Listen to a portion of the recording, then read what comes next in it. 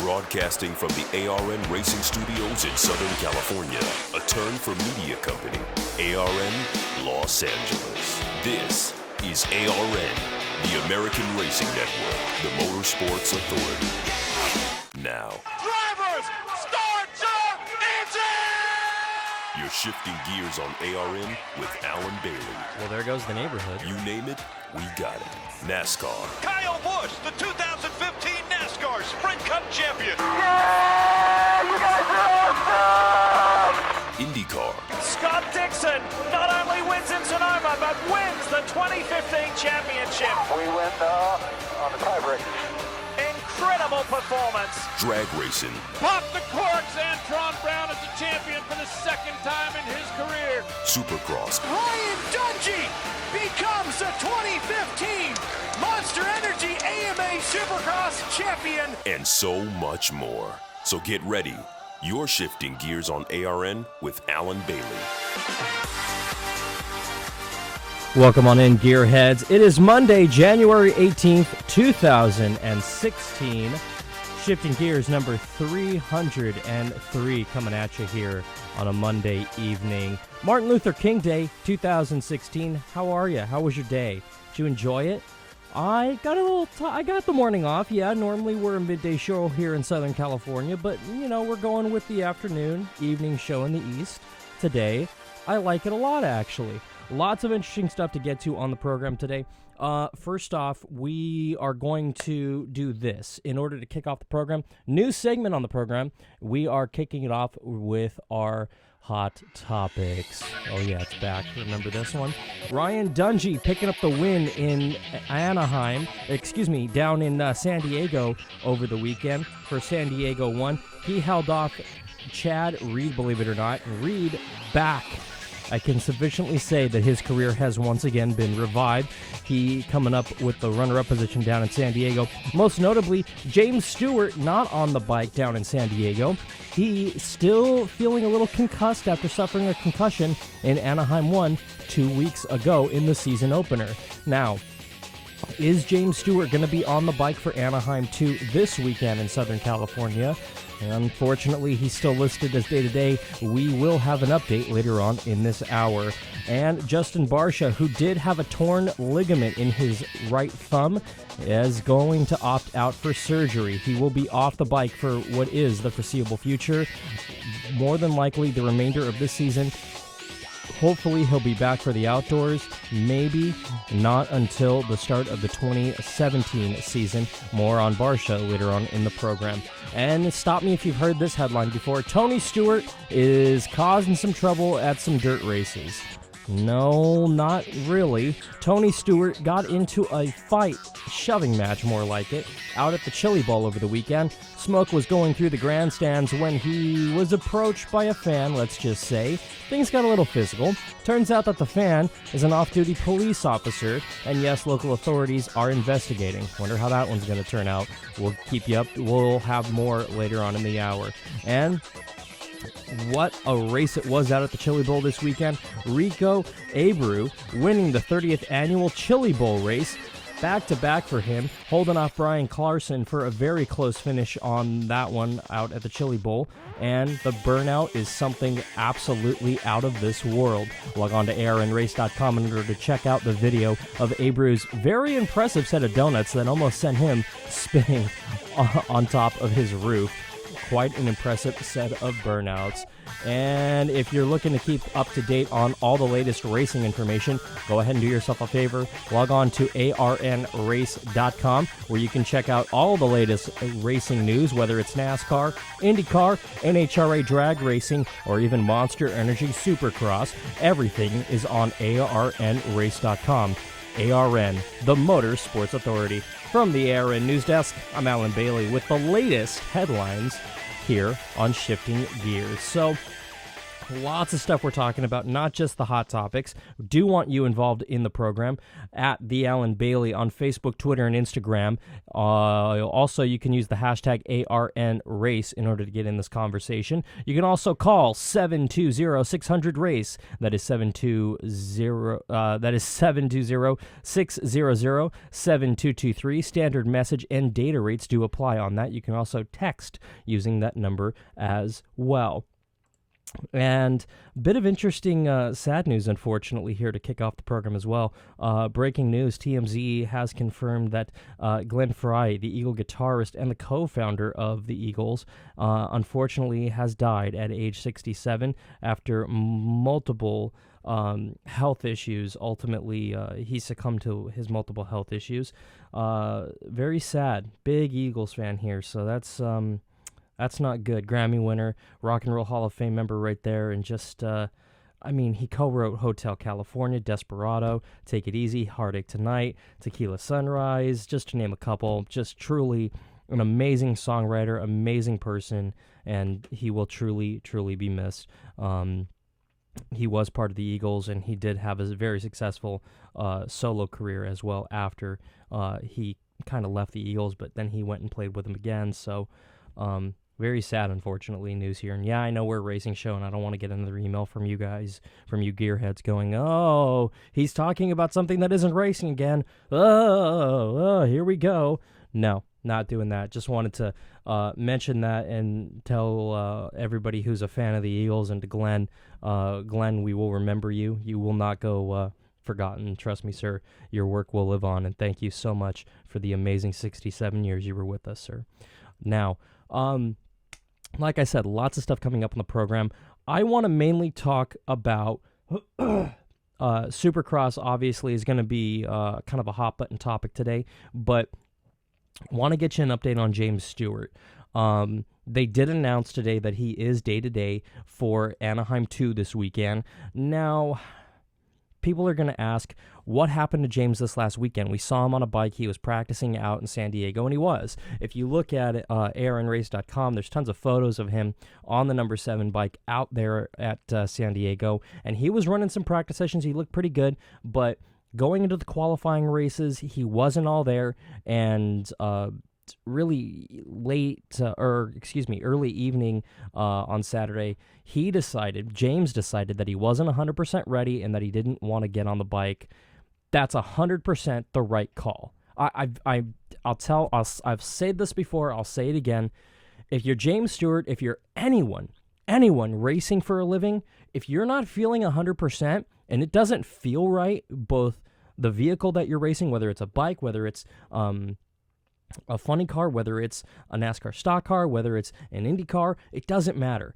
If you're not 100% going into a race, don't get in the vehicle. Don't get on the vehicle. Do not start the race. That's just bad juju. If you're in a championship hunt, that's one thing. James unfortunately crashed out at Anaheim, so points are what they are for him. It doesn't look like he's realistically going to contend for the championship. At least heading into San Diego, he wasn't going to be 100% of a contender unless he went out there and rattled off, podiums after podiums and win after wins. It wasn't going to happen for James. And it's better to consider your health long term than think, oh, I'm gonna save this season. Yeah, I'm gonna go out there and I'm gonna go out there and I'm gonna get on the podium and I'm gonna salvage 2016. Yeah, that's what I'm gonna do. No, that is absolutely the worst decision you could possibly make. Because if I'm James Stewart, I gotta think, I'm racing next year, I'm racing the following year, I'm gonna live for probably another 50 years after I'm done with this whole Supercross career.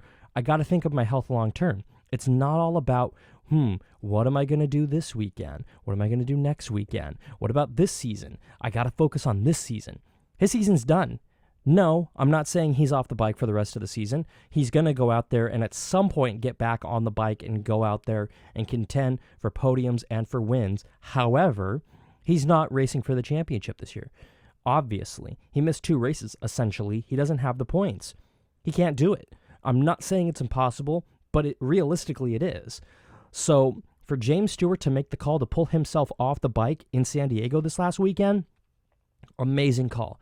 I saw some Twitter backlash that I will not repeat on this program because it's absolute bullcrap that people are saying, oh, how dare you, James? He doesn't take this seriously. He's not a real racer. A real racer would have raced. And listen, trust me, I'm all for doing whatever it takes to get on the bike and get into the race. I really am. However, you got to think long term here. This is a job. Yes, it's fun, and yes, it's not, your standard 9 to 5, but James can't race sick. He can't race at 100%. The man had a concussion from a very hard hit out in Anaheim. You don't believe it was a hard hit? ARNrace.com, the onboard GoPro camera from James's crash with Ryan Dungey in Anaheim 1 is probably the most brutal onboard footage I've ever seen. It's very violent how hard his hit was. And yeah, it looked very hard from where we were sitting at home on our couches on Fox Sports 1. But on top of his helmet, that was extremely brutal. Frankly, I'm amazed the man didn't break his neck. I truly, truly am. And it was a racing accident. He got a concussion, but it's ultimately how long it takes him to get better. Do I expect to see him on the bike this weekend in Anaheim? 50-50 shot. It's 100% up to James. Medically, he was cleared to race down in San Diego. He was 100% fine, but that's not the problem. The problem is, when does James feel he's 100% ready to go? And honestly, I don't think it's something that anybody else besides James can make. You can't rely on anybody to make that call for you. It's how you feel. James did not feel 100%, so he did not get on that bike. I commend him. I applaud that decision. I wish he didn't have to make that decision at all. I wish it was a different outcome on that decision. But in the end, you got to hand it to James Stewart for making that call, which clearly was the right call. Still feeling those ailments ultimately. So Saturday morning, he was doing his own test and practice, decided not to race. 2 practice sessions on Saturday.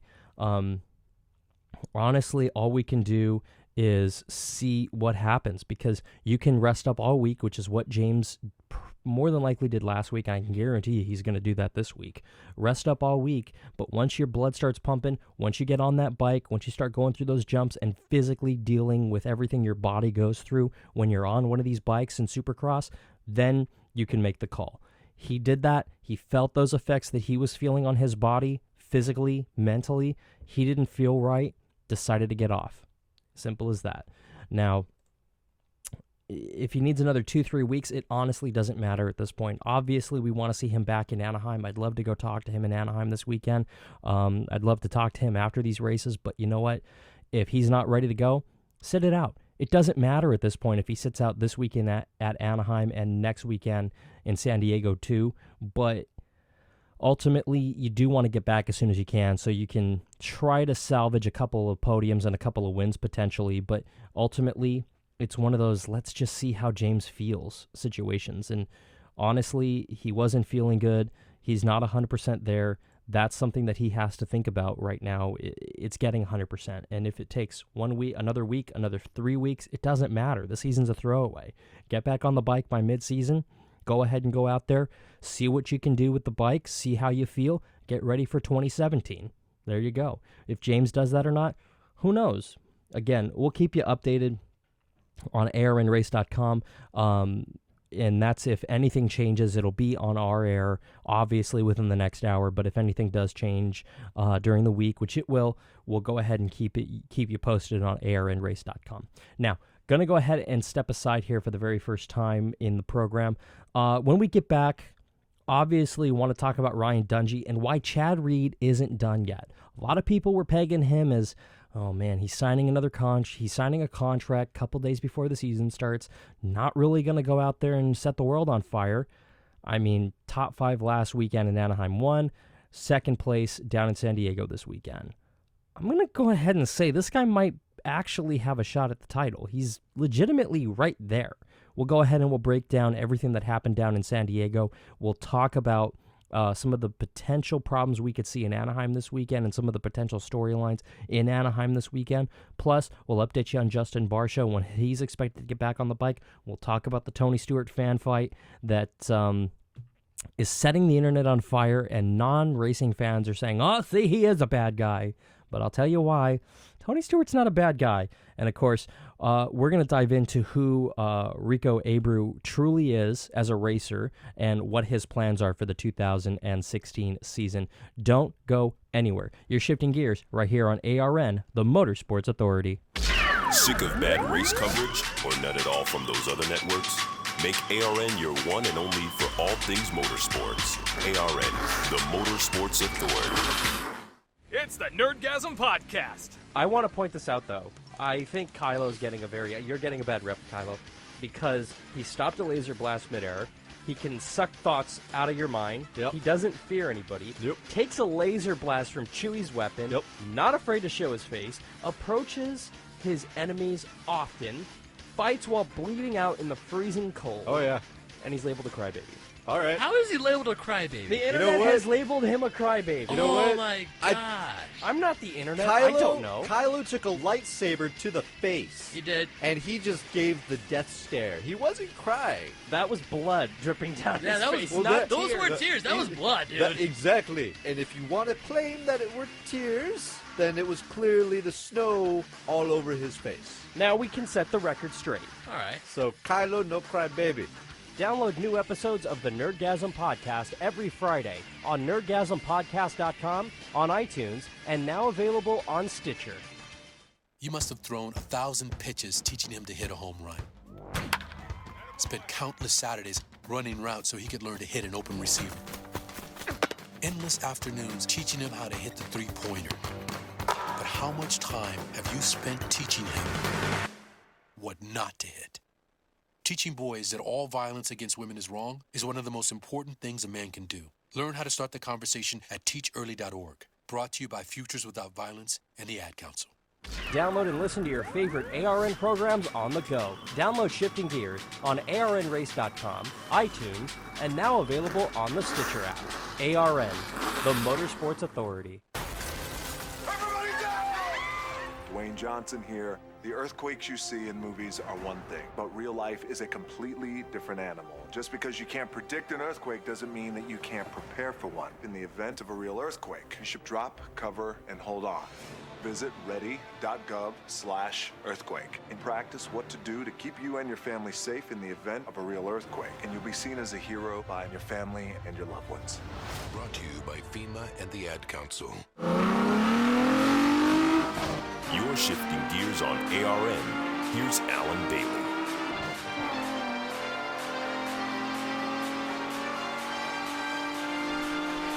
At the Alan Bailey on Facebook, Twitter, and Instagram. You can also use the hashtag ARNRace, where you can send me things like, Alan, trying to convince the wife that I need to watch more Supercross. How can I do this?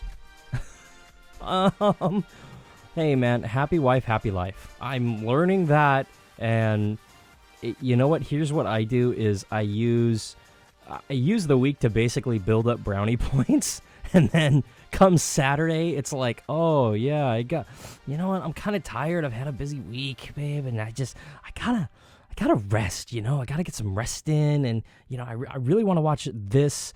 I want to watch Supercross. Yeah, I'm a big fan. You know, I let you watch TV all week, so I want to watch this. Is that okay? Can you go in the other room and watch your soap opera? Well, I go ahead and I watch some Supercross from Anaheim, babe. Please, can ya? That kind of greases them over. That's what I've learned. It's all about building up brownie points and then using them when you need them. And trust me, Saturday nights for the next few weekends are going to be ample time to utilize those brownie points.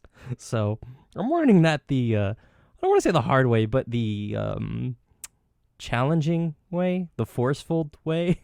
I don't know what you want to call it, but I'm definitely in the middle of learning it right now. This one. Alan, do you think that Stewart can legitimately contend for a title this year or next? In Supercross, no. In the outdoors, maybe? I don't know. It depends on how quickly he recovers. And in all honesty, Stewart just, I don't want to say he has bad luck, but he's a product of you make one bad decision or one mistake on the track, and I'm talking about like screwed up that corner mistake. Not I went into these I went into this turn poorly and crashed. Kind of bad decisions. I mean, simply, locked up the tires or something. Just a little mistake, He does that, and then he tries to overcompensate, and it bites him. It actually happened at Anaheim 1. If you look at the onboard footage, which I just did over the break again to confirm it, going into the turn before the bump section, the rhythm section there, he kind of locked up the turn on the inside of the turn, kind of locked up the tires and almost came to a complete stop, almost stalled it, and just charged really hard in the next turn, goes to make a super aggressive move. Dungey's there, he goes down. If he didn't make the mistake the turn before, would he have gone so aggressive on the following turn? Maybe, maybe not. We don't know what was going on with James at that point in his head, but I decline to say no. So with that in mind, maybe James just needs to ultimately race his own race and not have to worry about everything else. And everybody makes a mistake. The guy who wins the race ultimately will make at least one mistake at some point in the night. Whether that's in the main, whether that's in the semi, doesn't matter. It'll happen at some point. But it's the riders who ultimately take those bad nights and those not great starts and turn them into something that's really great. Taking a bad day and making it into a good thing. That's what makes a championship rider. And I think Stewart, obviously, he's more than capable. He's a champion. But as of late, I think he is losing a step. Not saying he's getting old. I'm saying that I think, mentally speaking, he hasn't done this in a little while. He hasn't been competitive in over a year on a bike, and I think he just has to get back into the swing of things. I think once he gets it figured out, though, he'll be unstoppable. Just keep an eye on him. He'll be there by the end of it. Just give him a little bit of time. Now, something I do want to talk about, and yeah, we could talk about Dungey being Dungey and winning another race. Yeah, that's kind of, I've read that headline before, man. I mean, I feel like I've lived it too much. But the thing that I want to talk about, Cooper Webb, man. I mean, for real. Back-to-back wins to start 2016. He won in Anaheim 1. He won San Diego 1. I can guarantee you he'll be on the podium at the very least this weekend down in Anaheim. Here's something that's scary that the broadcast crew pointed out, and then I went back and double-checked, so you didn't have to. Cooper Webb, the only one in the 250 field on Saturday that had won a main. They said that on the broadcast of Fox Sports 1, and I went, no way. Come on. And then I went and looked it up, and it was like, oh, holy crap, that's right. He is the only, wow, okay. And he definitely showed his experience, the defending champ in 250, and he's carrying the number 1, he's carrying the red plates, and he's just got that kind of Superman-like quality in 250 right now. And the thing that honestly blew me away on Saturday was the fact that on lap 5, Osborne and got inside of Smith after the whoops, overtook the lead. About that same time, Webb was completing the pass on Savage for third, and just had this amazing tour to the front. And just 2 laps later, Webb moves into second, passes Smith with his sights on Osborne, and then right around lap 11, I think it was, makes the winning pass, and with a very aggressive move, mind you, goes out front, never looks back. Just insanely good run. And did he have the greatest start to the main? No, but like I said, it's about taking those crappy starts, it's about taking those crappy races and turning them into something amazing. That's what Cooper Webb did. He had a not-so-great start and slowly but surely worked his way through the field. By mid-race, he was in the lead. A little past mid-race, but still. And that was just watching him working his way through the field was absolutely spectacular. You could tell by lap 6 he was going to win the race. And there was, 15 laps left, whatever it was? It was insane. You're sitting there going, holy crap. He might be as good as everybody says he is. Oh, boy, okay. That's what makes a championship run. And that was just insanely good. Obviously, he's leading the points right now. And Jordan Smith's second right now. Webb has 50 points, obviously, with those two main wins, and Smith has 36, so it's going to be a little bit of a tough tale to catch Cooper Webb. You honestly have to consider the fact Cooper Webb might honestly go undefeated in 2016 in Supercross 250. And I'm being 100% serious when I say that. He has that potential. Can it be done? I think it can. I think he's got the potential. I think he's got the bike under him. He's got the mental concentration. You just got to keep your head. He's got to keep his head on, which I think he will. And he could honestly ride off with another championship in 16. Now, my question is, when does somebody in 450 give him a shot? I mean, come on. Does somebody? Are you honestly going to reach out to somebody? Is somebody going to reach out now and say, hey, I want you for 17? Is somebody going to reach out and go, hey, Webb, I know you really want to go for that 250 title, but how about you come race 450 with me starting next weekend? Come on, what do you say? Now, am I saying that's what's happening? Am I saying I've heard something? But it's definitely a possibility, and that's something we have to think about here. Now, in 450, Dungey leading Jason Anderson by 6 points right now after 2 races. Cole Seeley is third in the points. Reed fourth, only 37 points. He's got 37 points, so he's 10 markers back of the point lead right now. Eli Tomac rounding out your top 5 in 450 points right now after 2 races here in 2016. So that race, that championship obviously is so wide open right now, but I like the way Anderson's racing. Last season, he had a respectable rookie season. It wasn't like he's setting the world on fire. Obviously, you go down to Anaheim and you put your bike into victory circle. That's going to do wonders for your career, and you definitely had that with Anderson. But Dungey and Anderson right now, they're right there. Reed, I'm keeping my eye on. I desperately want to see that guy back in winner's circle. I want to see that blue bike back into the winner's circle with Reed on that Yamaha. But can he contend for a championship? Honestly, if he keeps riding the way he did this last weekend, absolutely, yeah. He had amazing runs down in Anaheim in a couple of the heat races, but when that main came, he just honestly wasn't there. And I think that was just them getting the bike up to his specifications and his likings. Keep in mind, and I'm dead serious when I say this, Reed signed that contract on Thursday. So he had all day Friday, and then, Saturday, 2 days later, he's racing the first race of the season. That's how close it was. That's how tight his offseason was. Signing the contract and getting everything squared away with his new team on Thursday. 2 days later, he's racing in Anaheim. For real. And I mean, Friday you're at the track. What do? Take the bike to the track and hope it's how you like it? I can guarantee you Friday, they spent all day Friday getting that bike up to his specifications. They spent the better part of Saturday morning and early afternoon getting the bike better. And then by the time the main rolls around, it's, hey, whatever you got's whatever you got. Bring it home in one piece. Let's see what we could do next weekend. And he came home second. So I think that the Chad Reed we saw this weekend down in San Diego is the Chad Reed we're going to see more or less all season. Now, whether he can put that consistency and those good runs together, it's yet to be seen, but I do think that he's got the potential to do that. And that's something that I think that the rest of the field honestly has to stand up and take notice of. The headlines all read on Sunday and Monday morning and this morning, Dungey wins San Diego, getting ready for another championship run. My headlines and my main story is watch out for Chad Reed, who finished second and honestly had a pretty good run going. And honestly, if anybody can dethrone Dungey this year, I think Reed is one of a handful of riders who has that potential this season.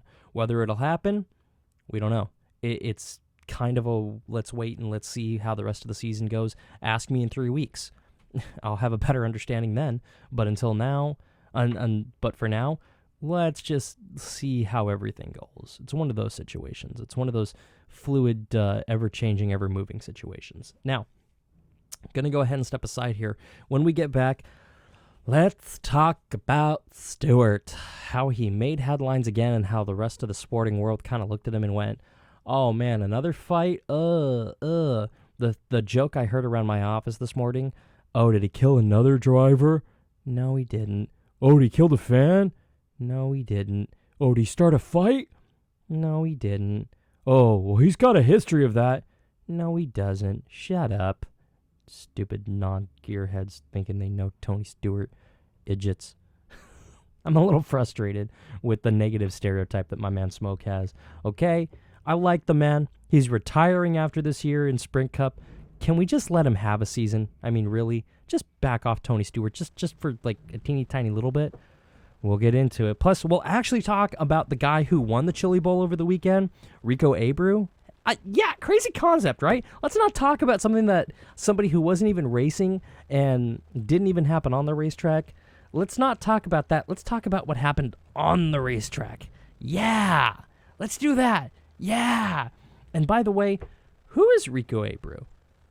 Keep seeing him. Keep seeing pictures of him. Keep hearing the name. Who is he? We will... Basically, we'll ask a couple of his fellow racers, and we'll actually hear from Rico just who he is and just what his plans are for the 2016 season. Don't go anywhere. You're shifting gears right here on ARN, the Motorsports Authority. Take ARN anywhere. Download your favorite ARN programs on iTunes. Keyword search ARN and listen online at arnrace.com.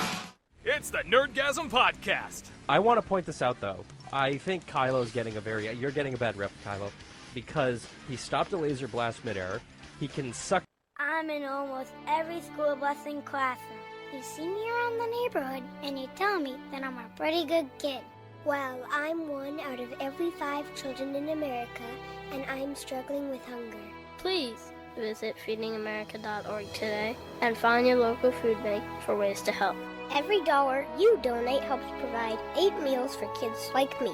We are Feeding America, brought to you by Feeding America and the Ad Council. It's the Nerdgasm Podcast. I want to point this out, though. I think Kylo's getting you're getting a bad rep, Kylo, because he stopped a laser blast midair. He can suck thoughts out of your mind. Yep. He doesn't fear anybody. Yep. Takes a laser blast from Chewie's weapon. Yep. Not afraid to show his face. Approaches his enemies often. Fights while bleeding out in the freezing cold. Oh, yeah. And he's labeled a crybaby.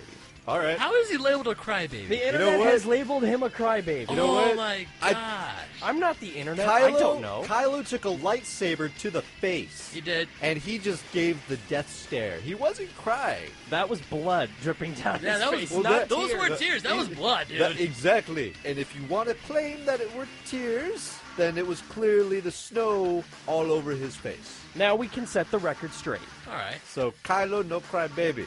Download new episodes of the Nerdgasm Podcast every Friday on nerdgasmpodcast.com, on iTunes, and now available on Stitcher. You're shifting gears on ARN. Here's Alan Bailey.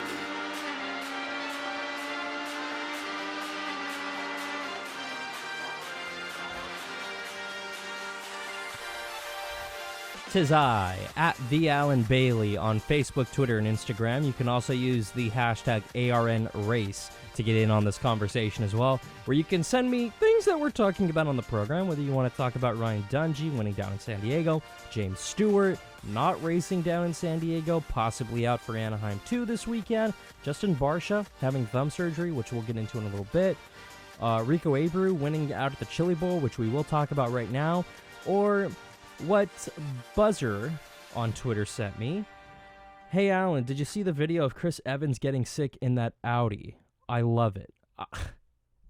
Yes, I saw it, but that's like a little extremely off topic.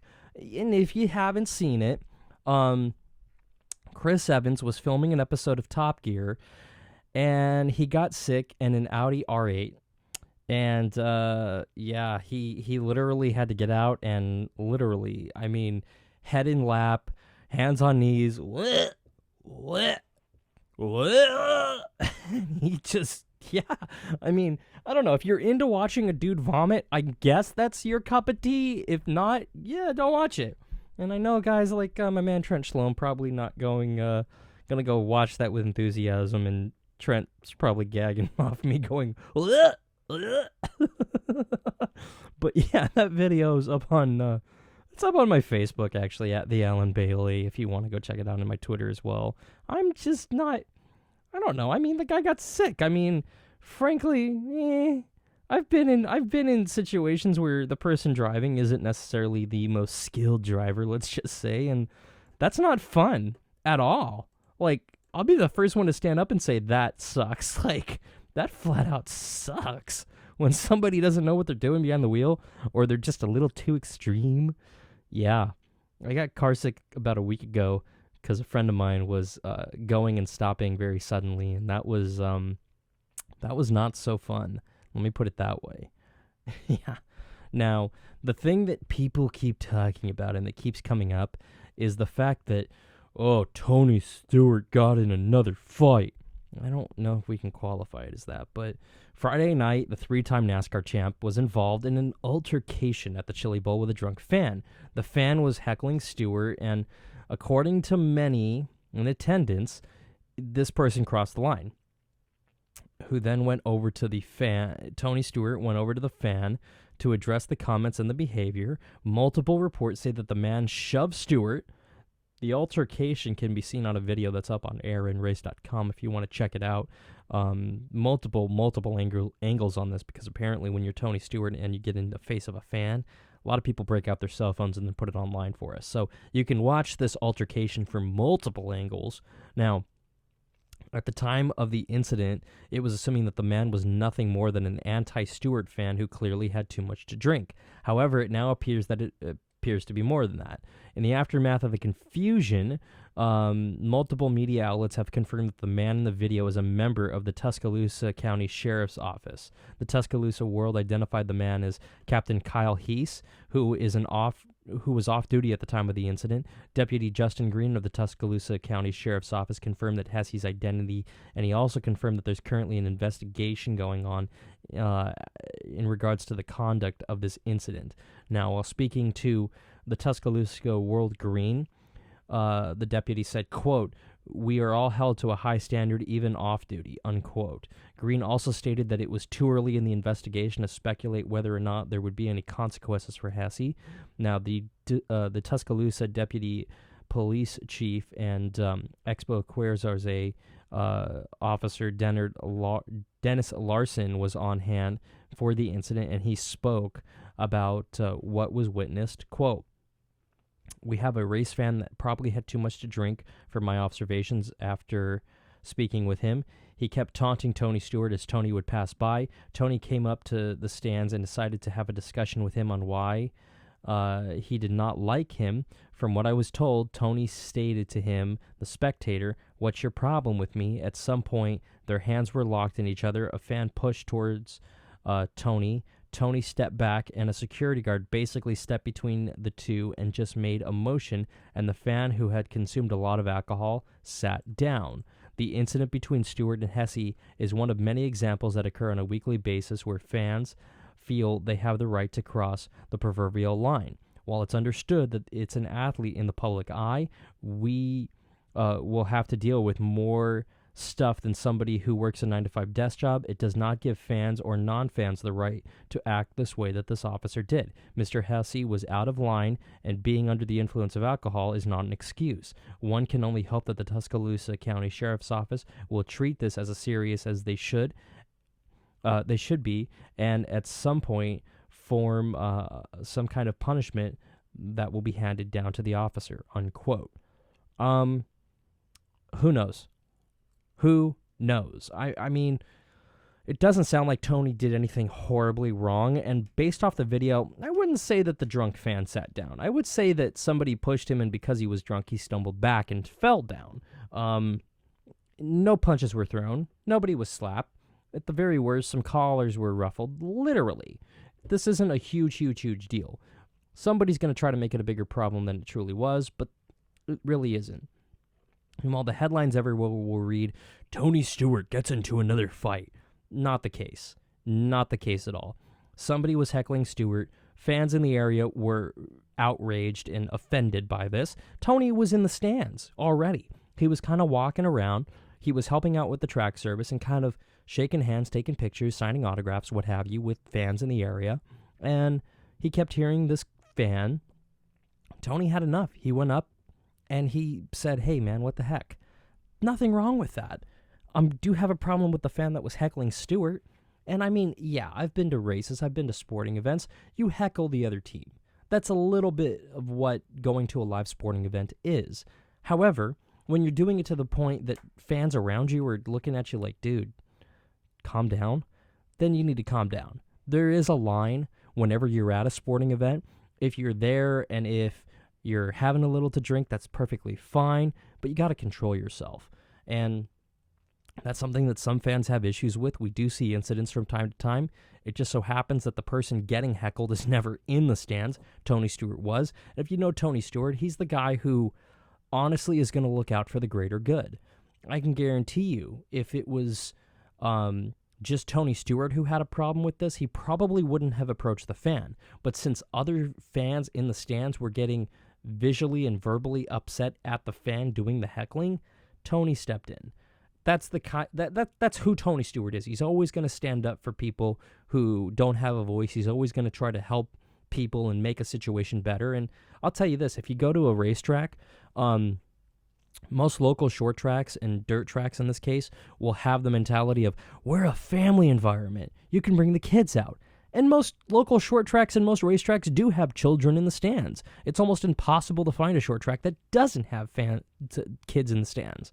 The problem is you have kids in the stands and you're trying to have a family atmosphere, and then you have some drunk idiot who's over there screaming obscenities. That's what happened here. I mean, and I've been on that end. I've been in the grandstands of certain racetracks, and there's drunk idiots around me yelling racist, bigotry comments. I've said, hey, man, shut up, and nothing happens, and then you get up and walk away. And then you deal with that heckling that, oh, look, and he got away, oh, blah, blah, blah. And then you get another set of heckling get thrown your way for leaving, getting offended at some idiot. It's just kind of, unfortunately, the cycle of what comes with racing. Alcohol, and it's like that for all sporting events, not just racing. And it's a shame that some people can't hold their liquor. It's a shame that idiots are idiots, and it's a shame that racists and bigots and idiots are out there. And yeah, I guess we can make a bigger deal because, ooh, it's a police officer that did this. Ooh. But to me, it's not that big of a deal. Police officers are people, believe it or not. They drink. I've seen them do it off duty, believe it or not. It's a thing. And no, I'm not saying that all police officers drink off duty. I'm saying that it's possible. Crazy concept. And it's possible that they're race fans. And it's possible that they're Stewart haters. It's all possible. It's all plausible. Oh my gosh.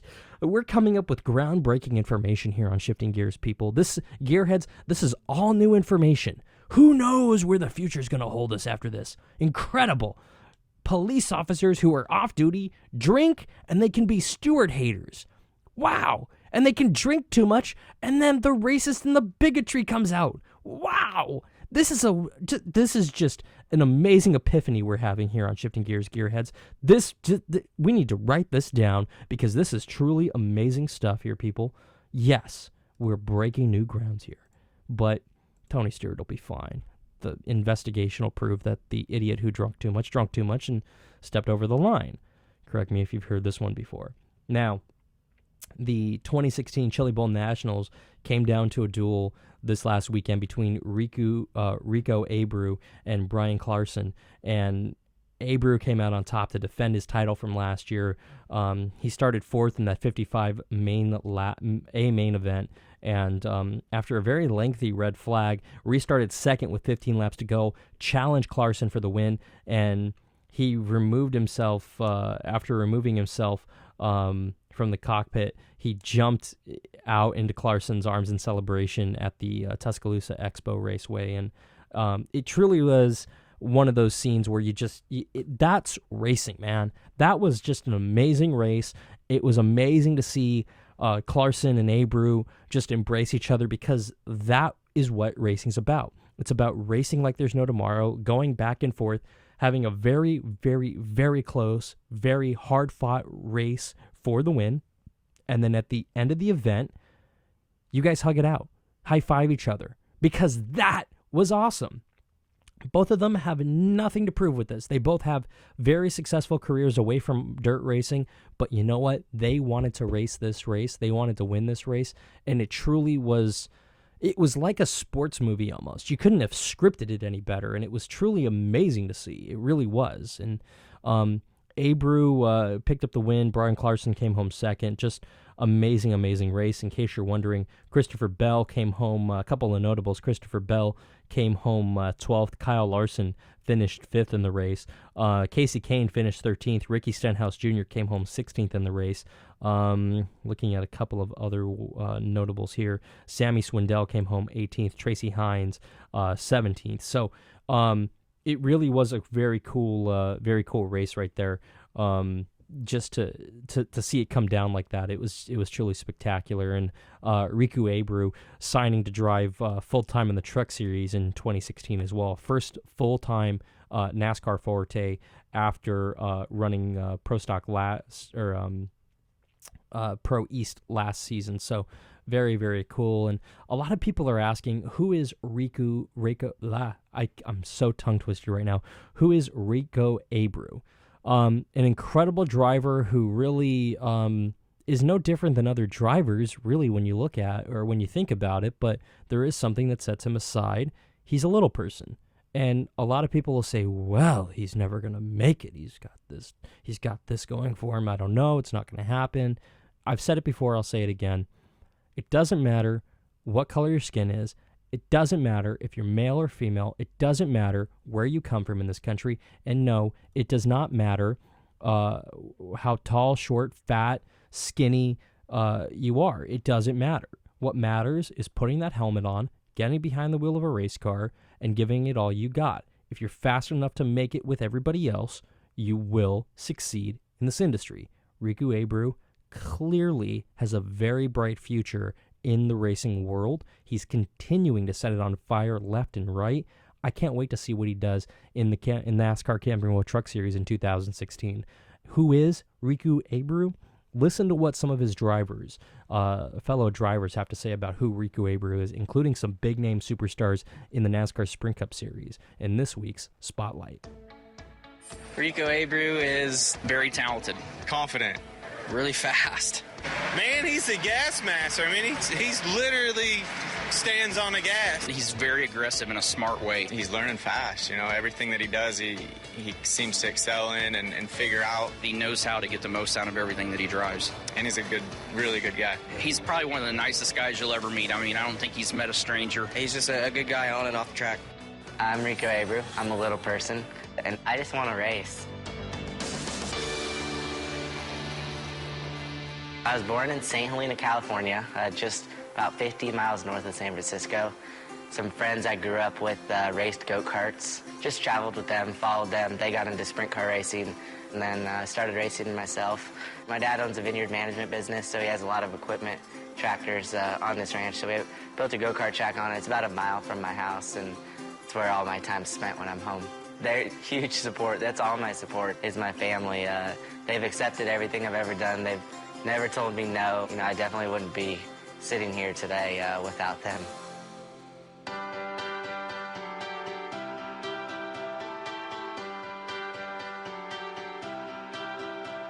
The Chili Bowl is one of the biggest open wheel races in the world.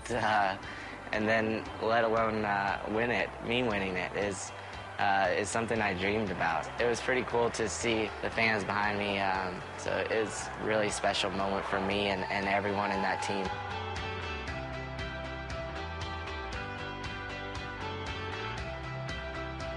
Here they come to the line, and Abreu gets his first career K&N Pro Series East victory. To be that competitive pretty quickly is definitely opened my eyes a lot, because I didn't know if I really had the ability to race these cars, just because it's just a different style of racing and not my driving style. You know, I'm definitely a throttle masher. I like to drive really hard, and sometimes you can't do that in these cars. Everyone at H. Scott Motorsports has done a tremendous job getting me comfortable in that car, and what's really good is NASCAR has worked with our guys to get this car right.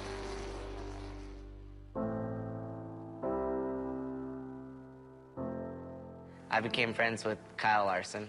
He'll watch some of my races and give me little pointers here and there, or I'll talk to him if I need help or advice somewhere to the tracks we're going to, because he's ran at all these tracks. So he's a huge help, and he's raced these cars, he's raced sprint cars, so he knows the transition and he's done it, and that just speeds up that learning curve for me and helps me out a lot. He's been very complimentary of everything he's learned from you. What is the greatest thing you have learned from him? Never give up, probably. He's got to work through a lot of things, being different, and it's cool to see how hard he drives, how well he treats people. More off the track, really, I've learned from Rico. I grew up in a small town, which is I'm almost really thankful for, just because I knew everybody, everyone knew me, and everyone accepted me as being somebody, not someone different. I've never been bullied, a little bit of cyberbullying, but other than that, it's been really good, and I just am really enjoying everything that's been going on lately. I'm happy where I'm at right now. I'm happy racing. If the opportunity's there to move up, I'll take it. My goals this year were to win a K&N race, and I've already gotten that done, so I don't know where to set him at now. He's a great kid, and he's a great race car driver, and that's you normally can find one or the other, but to find both is pretty cool. Sick of bad race coverage or none at all from those other networks? Make ARN your one and only for all things motorsports. ARN, the Motorsports Authority. You must have thrown 1,000 pitches teaching him to hit a home run. Spent countless Saturdays running routes so he could learn to hit an open receiver. Endless afternoons teaching him how to hit the three-pointer. But how much time have you spent teaching him what not to hit? Teaching boys that all violence against women is wrong is one of the most important things a man can do. Learn how to start the conversation at teachearly.org. Brought to you by Futures Without Violence and the Ad Council. It's the Nerdgasm Podcast. I want to point this out, though. I think Kylo's getting you're getting a bad rep, Kylo, because he stopped a laser blast midair. He can suck thoughts out of your mind. Yep. He doesn't fear anybody. Yep. Takes a laser blast from Chewie's weapon. Yep. Not afraid to show his face. Approaches his enemies often. Fights while bleeding out in the freezing cold. Oh, yeah. And he's labeled a crybaby. All right. How is he labeled a crybaby? The internet has labeled him a crybaby. You know what? Oh my gosh. I'm not the internet. I don't know. Kylo took a lightsaber to the face. He did. And he just gave the death stare. He wasn't crying. That was blood dripping down his face. Those weren't tears. That was blood, dude. Exactly. And if you want to claim that it were tears, then it was clearly the snow all over his face. Now we can set the record straight. All right. So, Kylo, no cry baby. Download new episodes of the Nerdgasm Podcast every Friday on nerdgasmpodcast.com, on iTunes, and now available on Stitcher. You're struggling with your mortgage. You think about it all the time. What are we going to do if we lose the house? It's time to stop thinking and start dialing. Call 1-888-995-HOPE for a free government program that offers expert one-on-one advice about your mortgage options. We've helped over 1 million homeowners, and we want to help you. Call 1-888-995-HOPE or visit makinghomeaffordable.gov. Brought to you by the U.S. Treasury, HUD, and the Ad Council. You're shifting gears on ARN. Here's Alan Bailey. Final segment in the program here, Shifting Gears, number 303 on Monday, January 18th, 2016. I'm Alan Bailey, at The Alan Bailey, Facebook, Twitter, Instagram, hashtag ARN, if you want to join the conversation. Like this one sent to us on Facebook here. Alan, do you think Justin can get back on the bike before the end of the season? Really good rider. Hate to see him hurt like that. Yeah, you know what? I agree with you, and that one's coming from Michael right there on Facebook, and I agree 100% with you. I hate it. Justin had the potential to have a really, really, really good season, and ultimately it just didn't happen, unfortunately. He hurt himself in Anaheim, torn ligament in his hand, and Ultimately, he's going under surgery to fix that injured thumb, and he's going to be sidelined indefinitely. And he put a post up on Instagram saying that he sustained the injury prior to the season opener in Anaheim, but it just got worse.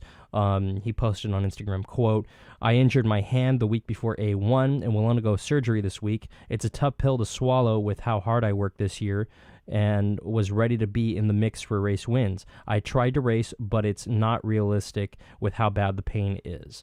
And I'll second that motion, man. I mean, you look at him. He had a decent run going in Anaheim, and just as the race kept going, he kept fading back. And in San Diego this weekend, I think it was 2 laps in, he's starting to fade drastically. The pain is that searing, and it's that bad that he physically can't do it. And to have an injured thumb, it's devastating. Because really, these guys really have to be on the throttle. They have to be off the throttle. They're shifting all of this with their thumb and gripping the grips. It's just, it's damn near impossible to do when you're injured, especially when it's your thumb. I mean, I feel for the guy. I really do. Because to have that injury happen right before Anaheim 1, that's horrible. At least get a couple of good races out there. But really, just really bad. Struggling last weekend. He crashed the Monday before Anaheim, and he could barely hold it together at the opener, and it just very tough all the way around. He missed 8 rounds of Supercross last season due to a pelvic injury before returning late in the season. I don't know. I mean, is it possible that he could actually come back? Yes, but it depends on how quickly he gets back. Phil Nicoet, who filled in for the suspended Winston Peck this last weekend, he finished 21st. He is expected to take Barcia's position on the team until he returns. How soon that'll be, we don't really know. It's one of those, let's see how quickly he can do the rehab. Let's see how quickly he feels ready to come back on the bike. I don't expect him to come back at all for this season in Supercross. In the outdoor series, possibly, but not right now. He's going to be sitting out for a while, and potentially he's going to be James Stewart is going to join him for a little bit here because, as we said earlier in the program, he is still listed day-to-day all week long. Stewart was cleared to race last Friday by the medical center personnel after being knocked unconscious in the season opener in Anaheim 1.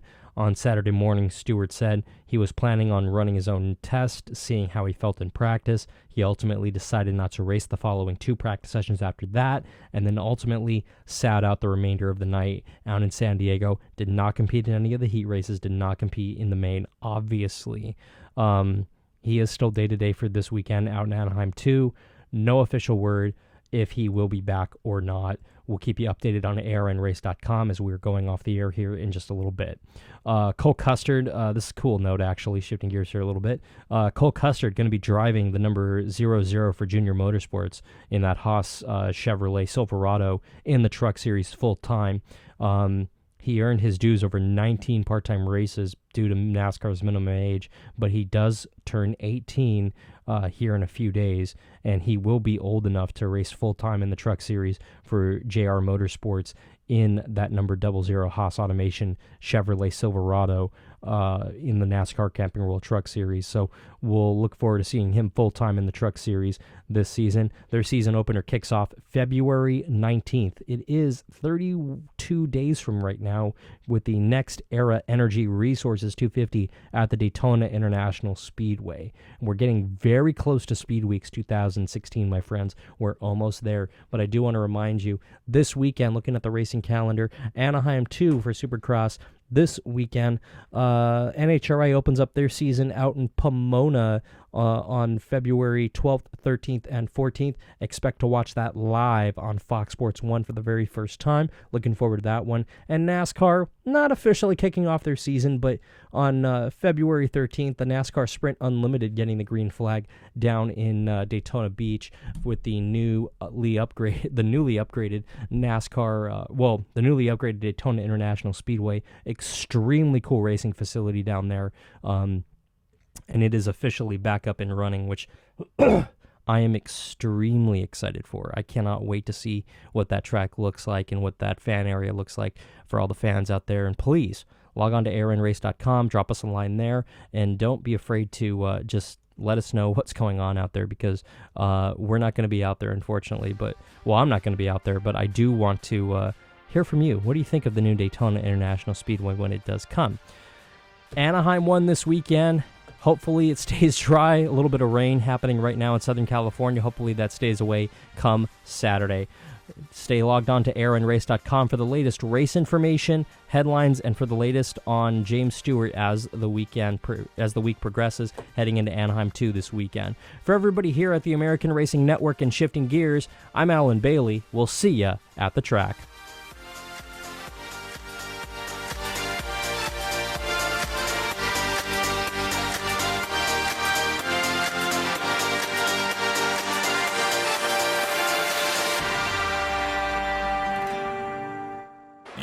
Listening to the American Racing Network, a Turn for Media company. This is ARN, the Motorsports Authority.